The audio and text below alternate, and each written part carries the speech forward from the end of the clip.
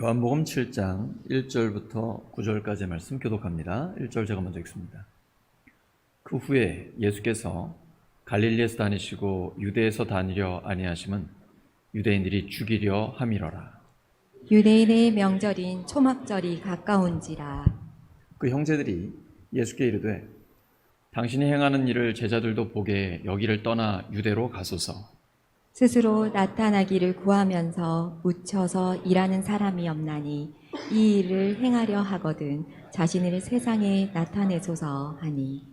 이는 그 형제들까지도 예수를 믿지 아니함이러라. 예수께서 이르시되 내 때는 아직 이르지 아니하였거니와 너희 때는 늘 준비되어 있느니라. 세상이 너희를 미워하지 아니하되 나를 미워하나니 이는 내가 세상의 일들을 악하다고 증언함이라.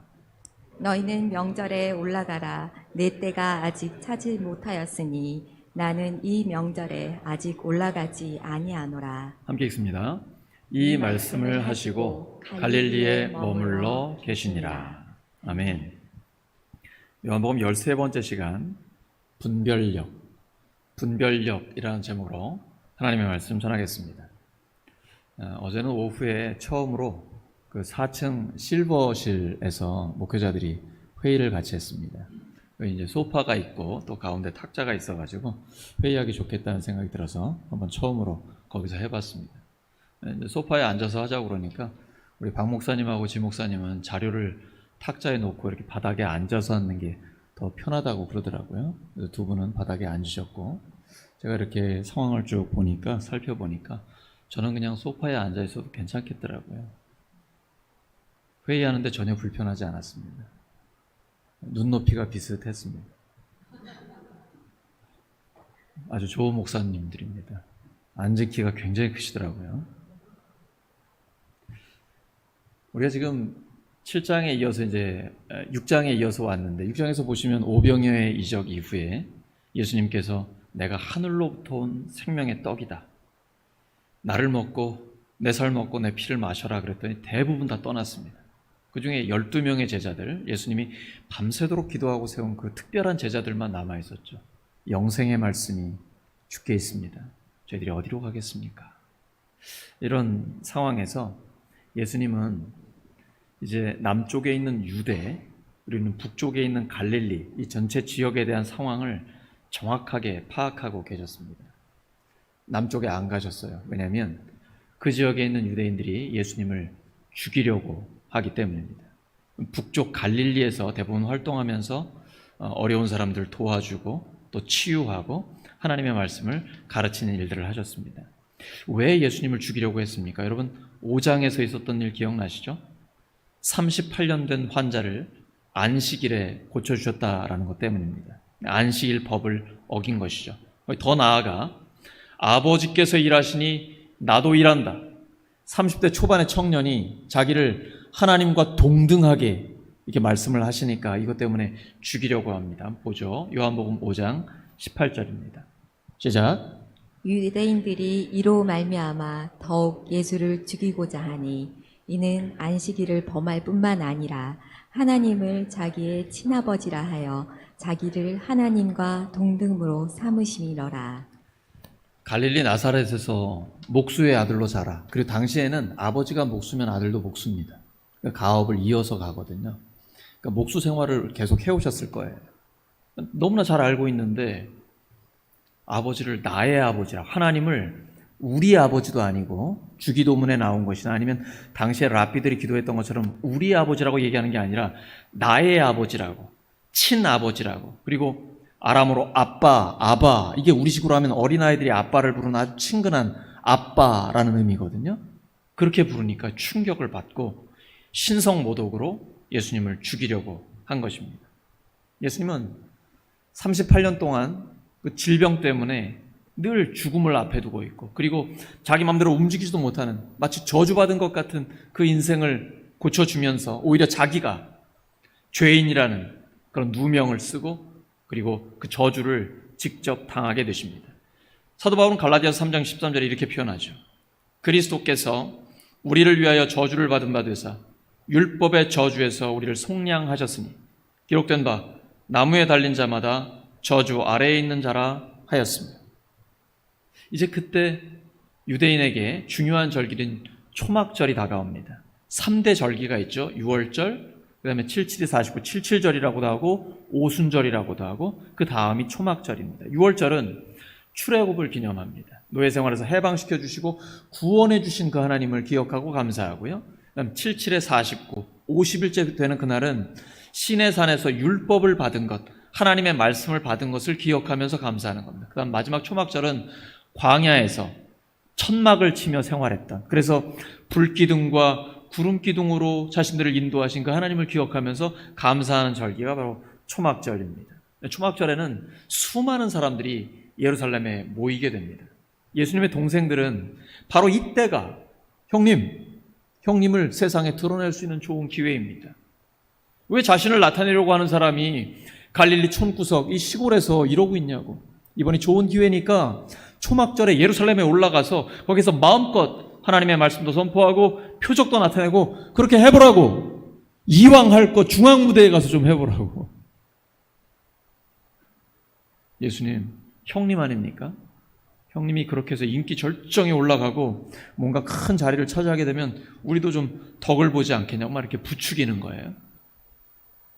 근데 예수님은 사람들에게 자신을 드러내고 인기를 얻는 게 목적이 아닙니다. 정권을 잡거나 어떤 이 땅에서 출세하는 게 예수님의 목적이 아닙니다. 예수님은 하나님 맡겨주신 사명을 완수하는 것, 이것이 인생의 목적입니다. 그래서 하나님이 원하시는 그 자리에 충성을 다하면서 있는 것입니다. 그리고 때를 분별하시는 것입니다. 아직은 지금 공개적으로 많은 사람들이 지켜보는 가운데 예루살렘에 올라가서 십자가에 달리실 때가 아직 안 됐거든요.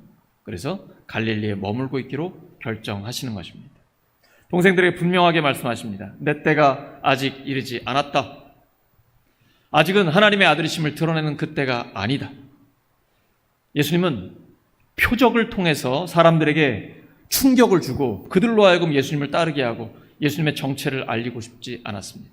오히려 사람들이 볼 때 어리석은 방법으로, 그리고 저주받았다라고 생각하는 나무 십자가에 달려서 바로 그분이 우리를 구원하신 하나님의 아들이요, 부활을 통해 자기 자신을 구세주로서 메시아로서 드러내기를 원하고 계신 것입니다. 예수님은 때를 기다리십니다. 무모하게 죽음의 자리로 나아가지 않습니다. 우리도 때를 분별해야 합니다. 나아갈 때와 머무를 때를 분별해야 합니다. 무너뜨려야 할 때와 세워야 할 때를 분별해야 합니다. 우리가 지혜가 부족하기 때문에 하나님 앞에 기도하면 하나님께서는 꾸짖지 않으시고 후히 부어주십니다. 야고보서 1장 5절에 기록되어 있죠. 예수님이 많은 사람들 앞에서 공개적으로 오르실 때가 아직 안 됐습니다. 하지만 나중에 보시면 이제 종려나무를 든 사람들이 예수님을 맞이하고 승리에 입성을 할 때가 있습니다. 그때 이렇게 말씀하시죠. 요한복음 12장 23절입니다. 시작. 예수께서 대답하여 이르시되 인자가 영광을 얻을 때가 왔도다. 다시 한번요. 시작. 예수께서 대답하여 이르시되 인자가 영광을 얻을 때가 왔도다. 이때가 사실은 죽을 때입니다. 하나님께서 맡겨준 사명을 완수할 때입니다. 근데 예수님은 죽음도 영광을 얻을 때라고 말씀하고 계십니다. 이런 예수님 보고 형제들은 답답합니다. 그들은 예수님의 기적에 매혹되었기 때문입니다. 대도시에 가서 제대로 한번 좀 드러내라고, 이때가 사람들이 많이 모이기 때문에 거기에 가서 오병이어의 기적 같은 거 한번 일으켜주면 최소의 투자를 통해 최고의 효과를 거둘 수 있다. 홍보하기에는 가장 좋은 기회다, 이렇게 보는 것입니다. 그들은 예수님이 보여주는 표적의 의미는 파악하지 못하고 있습니다. 예수님의 말씀도 이해하지 못합니다. 그들조차 예수님을 믿지 않았기 때문입니다. 공사역 시작하기 전에 예수님이 이미 이런 시험을 당하셨죠. 마귀가 저 성전 꼭대기에 올라가서 한번 떨어져 보라고 합니다. 시편에 기록된 대로 천사가 와서 받쳐줄 거고, 많은 사람들이 대단하더라고, 인기의 절정에 누릴 거라고 이렇게 얘기합니다. 마귀는 십자가 없는 지름길을 제시합니다. 하지만 예수님은 주 너의 하나님을 시험하지 말라라고 말씀으로 물리치십니다. 그리고 십자가를 지실 때를 준비하십니다. 예수님은 마귀의 방법, 세상의 시간 따르지 않습니다. 오직 하나님의 때와 하나님의 방법을 따라 가시기를 원하시는 것입니다. 하나님의 방법대로 하나님의 일정을 따라 하나님의 뜻을 행하시는 것입니다. 예수님은 십자가를 지실 때가 되었을 때 겟세마네에서 땀방울이 핏방울이 되도록 기도하셨고 그리고 채찍에 맞고 못 박혀 돌아가셨습니다. 큰 고통과 고뇌의 시간을 보내셨습니다. 그때가 십자가를 지실 때입니다. 그러면 그 전에 보통의 때에는 어떻게 지내셨습니까? 예수님은 항상 진지하시고 늘 고뇌에 찬 그런 모습이었나요? 이제 제가 설교를 준비하는 시간이 많기 때문에 집중을 하다 보면 저도 모르게 이렇게 인상이 찌그러지는 모양입니다. 그러면 제 아내가 이렇게 펴라고 자꾸 얘기를 하는데 또 집중할 때가 있고 펼 때가 있겠죠. 예수님도 마찬가지입니다. 십자가를 지실 때는 굉장히 진지하게 고뇌에 차고 고통에서 엘리 엘리 라마 사박다니 나의 하나님이여 나의 하나님이 어찌하여 나를 버리셨나이까 이렇게 그 비참한 고백을 하나님 앞에 드리기도 하잖아요. 평소에 예수님은 어떠셨을까요? 신앙생활은 예수님을 닮아가는 것입니다. 그래서 예수님에 대한 올바른 이미지를 갖는 것이 굉장히 중요합니다. 제가 성경을 볼 때는 예수님은 행복한 분이십니다. 굉장히 행복한 분이십니다. 다양한 사람들과 늘 식사를 함께하고 잔치를 즐기셨습니다. 우리가 목장 모임을 하는 것처럼 늘 예수님 가는 곳마다 가족이 되어서 함께 식사하고 잔치를 즐깁니다. 첫 번째 표적이 어디서 있었습니까? 가나의 혼인잔치에서 있었습니다. 물을 포도주로 바꿔주셨습니다. 그것도 와우 이렇게 좋은 포도주로 바꿔주다니 이렇게 말씀하셨거든요. 예수님은 인생을 즐기시는 행복한 분이셨습니다. 여러 사람들에게 별명을 지어주기도 합니다. 여러분 별명을 친하니까 그리고 그 별명을 듣고도 이제 기분 나쁘지 않고 오히려 나의 특징을 잘 파악하고 관심 갖고 계신 분이니까 좋아하는 관계 속에서 이루어지는 거 아닙니까? 마가복음 3장 16절 17절입니다. 시작. 이 12를 세우셨으니 시몬에게는 베드로란 이름을 더하셨고 또 세베대의 아들 야고보와 야고보의 형제 요한이니 이 둘에게는 보아너게 곧 우레의 아들이란 이름을 더하셨으며 시몬에게는 베드로, 페트로스, 반석, 바위라는 별명을 주셨습니다. 사실 베드로를 잘 보면 좀 이렇게 반석 같지는 않잖아요. 부담스러웠을 것 같아요. 하지만 예수님은 미래에 대한 소망을 주시는 거죠. 사람을 보고 비전을 심어주시는 거예요. 그런가 하면 야고보와 요한에게는 우레의 아들, 곧 천둥의 아들이라고 합니다. 성격이 굉장히 급하고 막 불 같잖아요. 저자들 어떻게 우리를 거부할 수 있습니까? 당장 하늘에서 벼락을 내려주십시오. 이런 걸 보시니까 예수님이 야, 너희들 왜 이렇게 성격이 급하니?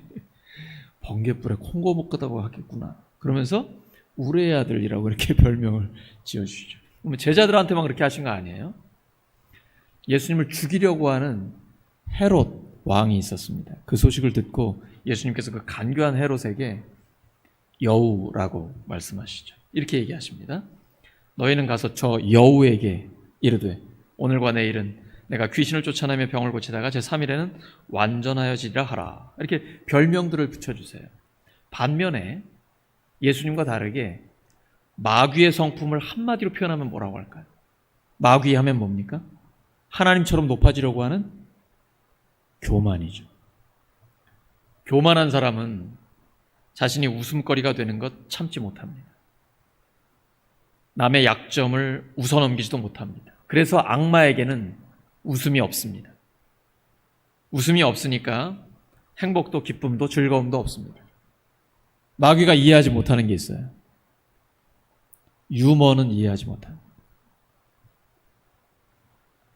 마귀의 종 노릇을 했던 예수님을 대적하는 사람들이 와서 예수님께 도전을 하는데 예수님은 몇 마디 말로 그들을 물리치십니다. 당신은 로마 제국의 식민지 지배를 받고 있었습니다. 그러면 로마 황제에게 세금을 바치는 것이 옳습니까?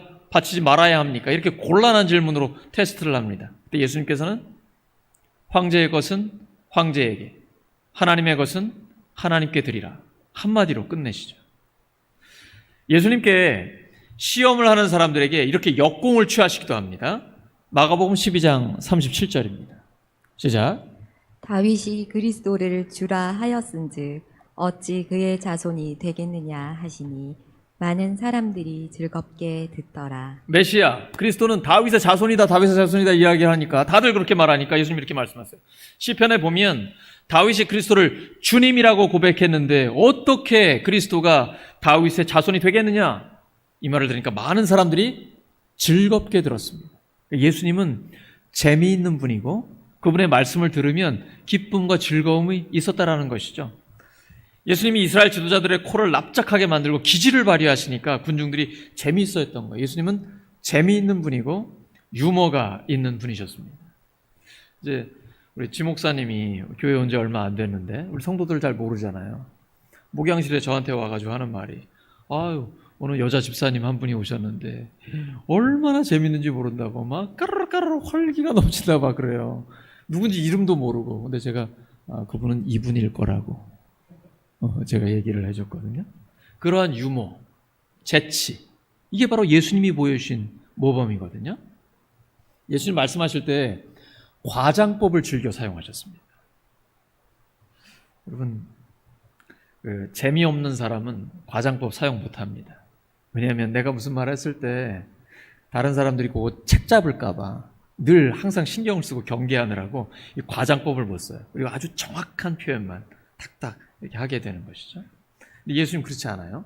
그 경직되어 있지 않으십니다. 과장법을 자유자재로 구사하세요. 예를 들면 부자가 하나님 나라에 들어가는 것보다 낙타가 바늘귀로 들어가는 게 더 쉽다라고 말씀하세요. 근데 어떤 신학자는 그 예루살렘에 무슨 바늘귀라고 써있는 문이 있다라고, 그래서 낙타가 거기 들어갈 땐 들어가기 힘들어서 무릎 꿇고 들어간다 이렇게 해석하시는 분도 있는데 진짜 어려운 아주 곤란한 해석입니다. 예수님이 그렇게 말씀하셨겠어요? 예수님 과장하신 거죠. 과장법을 쓰신 거예요. 그 정도로 부자가 하나님 나라에 들어가기 어렵다. 왜냐하면 하나님을 의지하지 않고 물질을 의지하기 때문에 너무 편하니까 하나님 필요 없다고 생각하기 때문에 자기 돈만 생각하고 있으니까 그래서 낙타가 바늘귀로 들어가는 게 더 쉽다 이렇게 말씀하신 거거든요. 근데 예수님의 유머와 과장법을 이해하지 못하면 곤란한 지경에 처할 수도 있습니다. 마태복음 5장 29절과 30절입니다. 시작! 만일 내 오른 눈이 너로 실족하게 하거든 빼어 내버리라. 내 백체 중 하나가 없어지고 온몸이 지옥에 던져지지 않는 것이 유익하며, 또한 만일 내 오른손이 너로 실족하게 하거든 찍어 버리라. 내 백체 중 하나가 없어지고 온몸이 지옥에 던져지지 않는 것이 유익하니라. 만약에 이 말씀 문자 그대로 적용한다 그러면 우리 중에 성한 사람 아무도 없을 거예요. 예수님 지금 이거 굉장히 강조해서 과장해서 하신 거예요. 예수님 당시에는 책이 거의 없었습니다. 책을 쓴다는 거는 필사를 해가지고 그것도 어렵게 회당에 그냥 두루마리 하나 정도 있을 그 정도예요. 그러니까 사람들은 책을 볼 수 있는 기회가 거의 없으니까 말을 할 때 들으면 오랫동안 기억에 남아야 되잖아요. 예수님은 과장법을 통해서 아주 극적인 표현을 통해서 사람들이 말씀을 들으면 오래 기억할 수 있도록 그렇게 해주신 것입니다. 그러니까 예수님의 본 뜻을 이해해야 되는 것이죠. 예수님은 사람을 좋아하시고 사람들을 편하게 해주시는 즐거운 삶을 사셨습니다. 예수님과 제자들과의 관계를 보면 알아요. 복음서의 제자들의 질문을 보면 어떨 때 보면 되게 바보스러운 질문을 하지 않습니까? 예수님이 너무 쉽게 말씀하시는데 그걸 무슨 뜻인지 모르고 또 설명해 달라고 그렇게 하거든요. 예를 들면 이런 겁니다. 마태복음 15장 11절입니다. 시작. 입으로 들어가는 것이 사람을 더럽게 하는 것이 아니라 입에서 나오는 그것이 사람을 더럽게 하는 것이니라. 이때 당시에 예수님의 제자들이 손을 안 씻고, 정결 예식이 있었는데 손을 안 씻고 음식을 먹으니까 사람들이 왜 그렇게 하냐고 막 이렇게 비판을 하고, 이건 위생의 문제가 아니라 정결 예식, 종교적인 예식의 문제거든요. 그때 예수님이 하신 말씀이에요. 사람 입으로 들어가는 것이 사람을 더럽게 하는 게 아니다. 오히려 사람 입에서 나오는 게 사람을 더럽게 하는. 이게 어렵나요? 무슨 말인지 다 알 수 있잖아요, 우리는. 근데 베드로가 이걸 좀 설명해 달라고 부탁을 하는 거예요. 근데 예수님이 아무 말씀도 안 하시고 이러셔요. 책망 한마디 안 하세요. 아유, 이런 돌대가, 이런 말씀 전혀 안 하세요. 예수님은 이렇게 하세요. 아직도 깨달음이 없느냐? 입으로 들어가는 모든 것은 배로 들어가서 뒤로 내버려 준 줄 모르느냐? 오히려 마음에서 나오는 것이 사람을 더럽게 한다. 이렇게 설명해 주죠. 그 무슨 말이냐면 예수님과 제자들의 관계가 너무나 편안하니까, 자연스러우니까 베드로가 뭐 예수님 말씀하실 때 졸았을 수도 있고 좀 너무 피곤해서 잘 못 알아들었을 수 있잖아요. 그때 편안하게 여쭤보는 거예요. 이게 무슨 뜻이에요, 예수님? 근데 예수님은 그래, 쉬운 얘기지만 다시 한번 설명을 이렇게 해주시는 거죠. 그만큼 편안한 관계이기 때문에 가능한 것이죠. 아니면 긴장되고 경직되고 불편한 관계라면 이런 질문을 할 수가 없는 거예요. 예수님과 제자들이 얼마나 편안한 관계에 있었는지 우리가 알 수 있었던 것입니다. 예수님은 사람들과 행복한 인간 관계를 누리셨습니다. 우리도 예수님을 점점 더 닮아가다 보면 점점 더 행복한 삶을 살 수밖에 없습니다. 예수님을 닮아가기 때문이죠. 예수님의 죽으심과 부활을 통해 우리는 영원한 생명을 누립니다. 우리에게는 영원한 행복이 주어져 있습니다. 뿐 아니라 이 땅을 살아가는 동안에 하나님의 은혜 가운데서 형제자매가 연합하여 동거하고 평화롭게 살아가는 것 통해 우리가 함께 행복을 누릴 수 있게 되는 것이죠. 하나님은 우리가 행복하기를 원하십니다. 데살로니가전서 5장 13절에서 16절이죠. 항상 기뻐하라. 쉬지 말고 기도하라. 범사에 감사하라. 이 얘기 누가 기록했습니까? 데살로니가전서니까 사도 바울이죠. 사도 바울은 그렇게 살았을까요? 사람이 어떻게 항상 기뻐해요? 어떻게 범사에 감사할 수가 있어요? 항상 감사할 수 있습니까? 자기는 살지 못하면서 우리 보고 살라고 하는 거죠. 그랬을 리 없습니다. 사도 바울이 옥중에서 서신들을 썼습니다. 에베소, 빌립보, 골로새. 여러분 빌립보서를 보세요. 주제가 기뻐하라입니다. 주 안에서 항상 기뻐하라. 내가 다시 말하노니 기뻐하라. 그래서 자기는 어디 있는데요? 복음 전하다가 감옥에 갇혀 있는데 내일 죽을지도 몰라요. 그래서 빌립보서에는 죽음이란 말이 많이 나와요. 그럼에도 불구하고 주제는 계속해서 기뻐하라. 나는 기뻐한다. 함께 기뻐하자. 상황과 관계없이 환경을 초월하는 기쁨이 그에게 있는 것이죠. 내가 나의 달려갈 길을 마치고 이제 믿음을 지켰으니 주님께서 나에게 의의 면류관을 주실 것이다. 구원의 상을 받은 사람, 하나님 나라를 소유한 사람이 이 땅에서 믿음을 지키며 사명을 감당할 때 하나님 나에게 영원히 변치 않는 하나님의 상을 주실 거야, 이런 소망이 있는 것이죠. 믿음으로 지금 하나님의 나라를 누리고 행복한 그 사람이 소망까지 있다 보니까 더 행복한 삶을 누리는 거예요. 그래서 나도 이렇게 힘든 상황이지만 항상 기뻐하고 쉬지 않고 기도하고 범사에 감사하며 살아간다. 이것은 우리를 향하신 그리스도 예수 안에서의 하나님의 뜻이다. 그러니 여러분도 그렇게 사십시오라고 얘기하는 거거든요. 설교도 마찬가지예요. 제가 이 설교대로 다 살지는 못합니다. 근데 이렇게 살고 싶어서 이게 하나님의 뜻이기 때문에 우리에게 주시는 하나님의 말씀을 선포하는 것입니다. 이건 하나님의 뜻이에요. 항상 기뻐하는 것, 범사에 감사. 그럼 행복하겠죠? 하나님 우리가 행복하기를 원하십니다. 우리가 행복할 때 하나님도 기뻐하십니다. 행복하기로 결단하시기 바랍니다. 우리는 행복하게 되어 있습니다. 예수님을 닮아가면 점점 더 행복해지게 되어 있는 것입니다. 그런데 본문 7절에서 예수님 이렇게 말씀하세요. 세상이 너희는 미워하지 않지만 나는 미워한다. 이렇게 좋은 예수님을 세상은 미워하는 거예요. 왜냐하면 세상이 악한 것을 악하다고 말씀하고 있기 때문입니다. 예를 들면 안식일 법을 지키는 것도 그렇습니다. 유대인들이 왜 이렇게 안식일법에 목매고 있을까요? 그거는 그들이 율법, 하나님의 말씀을 지키지 않았기 때문에 고난을 당한다라고 생각하고 있어서 그래요. 바벨론의 포로로 잡혀갔던 것, 나라가 망했죠. 지금도 로마의 식민지 지배를 받고 있는 이 모든 것이 하나님의 말씀을 지키지 않아서 그 죄에 대한 심판을 받는 것이다 라고 생각하기 때문에, 그래서 철저하게 율법을 지키려고 애를 쓰는 거예요. 그런데 안식일법을 이렇게 지키면서 가장 중요한 하나님의 말씀을 놓친 거예요. 그것은 하나님 사랑과 이웃 사랑입니다. 38년 된 환자를 안식일에 고쳐주는 것, 이것은 이웃을 사랑하는 것 아닙니까? 근데 이걸 놓쳐버리고 안식일 법을 지키려고 하는 거예요. 그런가 하면 하나님께서 아브라함을 통해서 할례를 해라. 그것이 하나님과 하나님의 백성들의 언약의 표시다라고 해서 할례를 줘야 됩니다. 태어난 지 8일 만에. 그러면 안식일에 산모가 아이를 낳을 때가 있겠죠. 그런가 하면 안식일 8일 전에 또 출산하는 산모도 있겠죠.